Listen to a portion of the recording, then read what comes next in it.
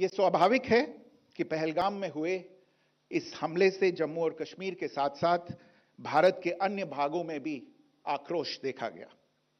हमलों के बाद भारत सरकार ने स्वाभाविक रूप से पाकिस्तान के साथ संबंधों को लेकर कुछ कदम उठाए। आप सभी उन निर्णयों से अवगत हैं जिसकी घोषणा 23 अप्रैल को की गई थी। तथापि यह आवश्यक समझा गया कि 22 अप्रैल के हमले के अपराधियों और उनके योजनाकारों को न्याय के कटघरे में लाया जाए।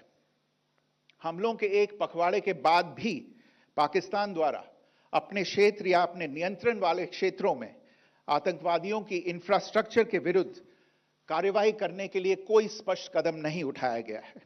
उल्टे वो इनकार करने और आरोप लगाने में ही लिप्त रहा है। पाकिस्तान आधारित आतंकवादी मॉड्यूल्स पर हमारी खुफिया निगरानी ने संकेत दिया है कि भारत के विरुद्ध आगे भी हमले हो सकते हैं। अतः इनको रोकना और इनसे निपटना दोनों को बेहद आवश्यक समझा गया। आज सुबह